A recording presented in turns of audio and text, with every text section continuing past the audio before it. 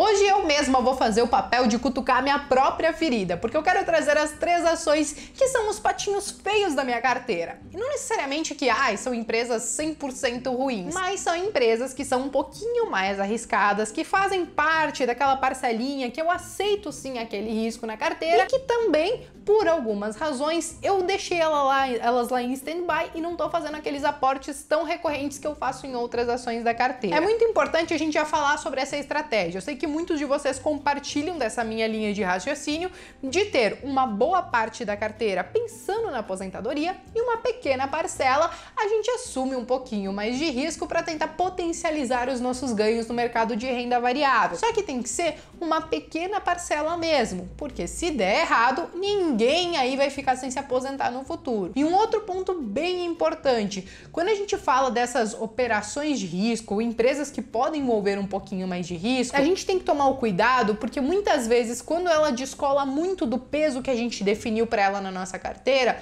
a gente tem que estar sempre estudando para entender se quando a gente vai fazer o aporte nela, a gente está regando alguma coisa que pode virar uma rosa ou simplesmente erva daninha. Então, esse cuidado eu tenho com as minhas ações, e essas 3 ações que eu vou trazer para vocês hoje são justamente ações que elas estão em stand-by, eu não estou fazendo aportes recorrentes como eu faço nas outras ações, por entender que elas estão passando por momentos não muito fáceis, vamos dizer assim.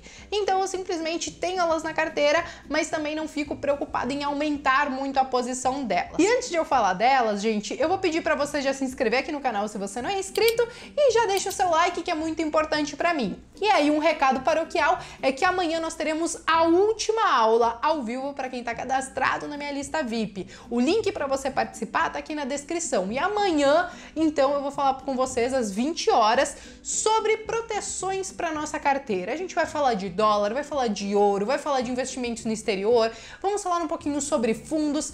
Vamos falar um pouquinho sobre esse mercado aí que talvez não é um mercado que muitas pessoas ainda pensem, mas que em momentos de crise podem ajudar bastante, beleza? E aí vamos lá, gente, vamos para minha primeira ação, que na verdade hoje ela é um patinho feio, mas acreditem, uma vez ela não era, que é a própria Suzano. Quando eu investi em Suzano, ela até estava indo muito bem, ela teve uma baita de uma valorização, ela subiu aí mais de 100% em um único ano, e ok, até então estava tudo certo. Conforme o dólar se valorizava, ela também ia muito bem, ela teve a fusão com Fibria, todo mundo gostou dessa fusão, só que tiveram alguns pontos, enfim, que não foram tão positivos assim. Por exemplo, quando a gente fala da celulose, ela teve uma desvalorização e, consequentemente, afetou diretamente o negócio de Suzano. Então não adiantava o dólar subir muito se a celulose estava caindo bastante também. No fim das contas, a receita diminuiu, alguns prejuízos foram entregues. Também tem a própria questão da fusão com Fibria. Em princípio, foi muito bom, porque ela se tornou uma gigante do setor e tal, aliás, uma das maiores do mundo. Só que, em compensação, o seu endividamento ele cresceu muito. Então, quando a gente olha aquele indicador da dívida pelo patrimônio líquido, a gente sempre quer ver algo menor do que 50%. Quando a gente olha para ela está em mais de 250%, ou seja, ela está bem mais alavancada do que a gente gostaria de ver. Não acho que é algo tão preocupante, porque a gente sabe da onde veio esse endividamento e que talvez essa fusão com Fibria consiga retornar muito mais do que essa dívida que ela tem hoje. Porém, eu entendo que por ela estar atrelada a uma commodity que tem sofrido aí nesses últimos tempos, eu deixei ela em stand-by por não saber exatamente quais serão os próximos comportamentos dela, o que vai acontecer com a celulose, com o dólar, etc e tal. Dólar eu até acho que vai continuar aí subindo, né? Na verdade, a gente meio que já até acostumou com o dólar praticamente aí próximo aos R$4 ou acima de R$4, mas ainda assim depende de commodity, por eu considerar isso um pouco mais arriscado. Ela tá em stand-by, já faz um tempinho que eu não faço muitos aportes nela. Eu acho que o último aporte que eu fiz nela deve ter aí uns 2, 3 meses, por exemplo, que eu acho que era quando ela tava a R$31, R$32, alguma coisa assim, e não fiz mais aportes nela desde então. E aí, a minha segunda empresa é uma empresa que pouca gente conhece e que quem já ouviu falar nela ainda não entendeu o que ela faz, tá? E eu confesso que quando eu fui estudar ela, eu também fiquei muito tipo, mas não entendi. Eu li ali o site de RI dela e ficava sem entender o que ela fazia ainda.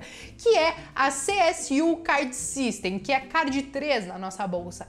Ela é uma micro cap, Ou seja, acredite, existem empresas que são menores do que as próprias small caps. O valor de mercado dela é de 260 milhões e só por ela ser uma microcap, eu já coloco ela nesse meu grupo de empresas de risco, porque são empresas muito pequenas e que muitas vezes pequenos fatores podem afetar muito o negócio dela. E aí eu vou explicar um pouquinho melhor. Muita gente acha que ela é concorrente de uma Cielo, mas não, gente, não tem nada a ver. Na verdade, a CSU ela é uma empresa de tecnologia e ela trabalha com várias soluções tecnológicas para as empresas. Ela também trabalha com a parte de call center, com a parte de marketing para algumas empresas. Ela faz toda essa terceirização também de parte da TI. Então vamos lá, quando a gente pega programas de fidelidade, né, tipo Multiplus, Smile e tal, esse sistema é um sistema que ela que tá por trás de tudo isso. Quando a gente fala de Banrisul, que eu falei no domingo, ou Sicredi, então parte desse sistema, parte da solução tecnológica para esses bancos foi ela que fez.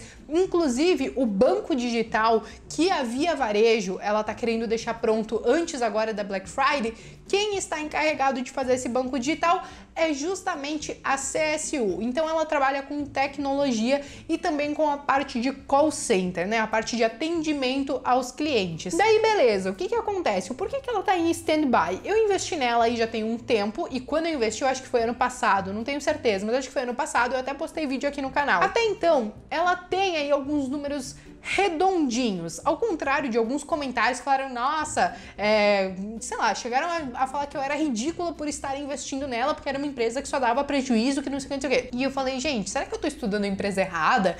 Porque não era isso que eu tinha lido sobre ela. Eu entendo que ela tem algumas oscilações, mas aí o que que eu fui lá e fui dar uma olhada? Não, ela não é uma empresa que dá prejuízo. Na verdade, quando a gente olha, ela entrega, assim, lucro, tanto que ela divide esse lucro com os acionistas. Os dividendos delas estão em mais de 6% acumulado aí nos últimos 12 meses. Quando a gente olha o ROI dela, né, o quanto ela consegue rentabilizar sobre o patrimônio líquido, tá acima de 10%, que a gente considera ok também. A margem líquida, que já não é uma coisa muito legal, porque a gente tá falando de uma empresa de tecnologia que precisa constantemente de investimento. Então a margem líquida dela tá em torno de 6%, o que a gente considera que é pouca coisa, é abaixo daqueles 10% que a gente gostaria de estar vendo, né?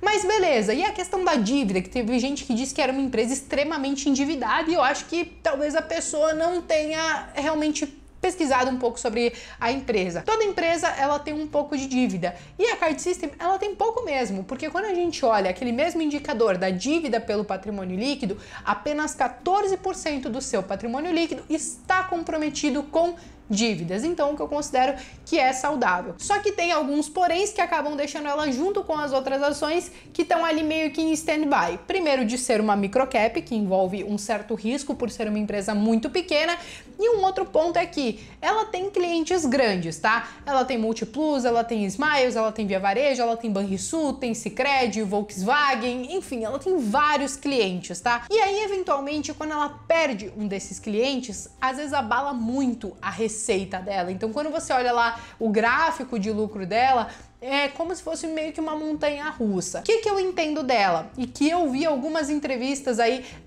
dos gestores, das pessoas que estão à frente da empresa. Eles estão procurando pulverizar bastante os seus clientes para não acontecer isso que tem acontecido nos últimos anos. Ah, sai um BMG, meu Deus, impacta demais na receita. Sai não sei o que, impacta muito de novo. Então, se ele consegue pulverizar cada vez mais esses clientes, quando sai um, talvez não abale tanto as estruturas. Mas enquanto isso não acontece, ela segue ali em stand-by, sendo uma pequena empresa e tendo esse risco aí de talvez perder um cliente e ter aí a sua receita muito afetada. Mas beleza, gente, já dei uma pincelada em Card System e aí também já falei sobre a própria Via Varejo, que é um sistema, né, que é o banco que a Card System tá fazendo. E aí a minha terceira é a própria Via Varejo, minha terceira ação que tá lá naquele cantinho. Não que eu ache que, meu Deus, Via Varejo, ela é 100% ruim. Ela é tipo só 300% ruim. Mentira.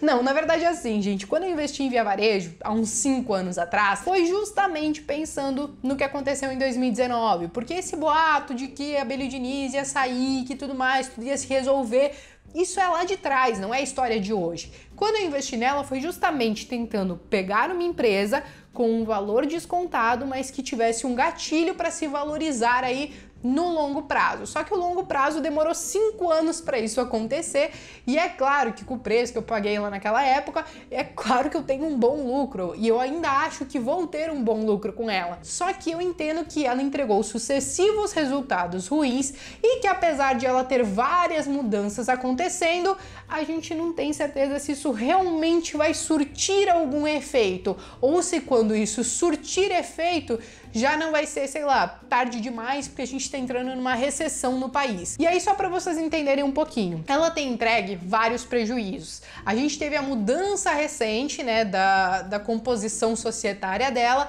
então tem várias ideias e várias estratégias que eles estão tentando aplicar. A principal é tirar a Via Varejo daquele limbo tecnológico que ela se encontrava. Por quê? Magazine Luiza, ela foi super pra frente, porque ela foi pro online, frete grátis, retire na loja, blá blá blá. Eu falei até um pouquinho sobre isso na semana passada nas ações de turnaround.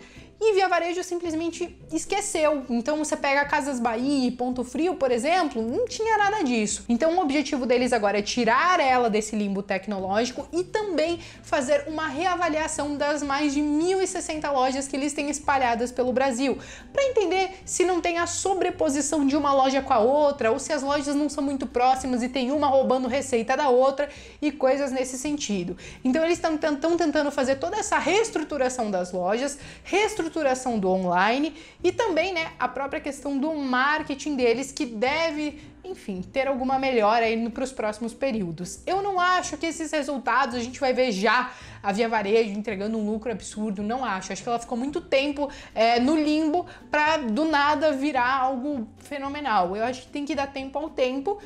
Para quem esperou 5 anos para isso acontecer, eu vou continuar esperando, mas ela tá ali no meu canto da carteira sem eu fazer grandes aportes nela, entendendo do risco de que, por mais que tenha todos esses planos, pode nada dar certo e ela simplesmente continuar como tá. Mas aí, gente, falando todo esse tempo sem parar, eu quero saber de vocês se vocês têm alguma ação que também você considera aí um pouquinho mais de risco, ou que seja um patinho feio da sua carteira.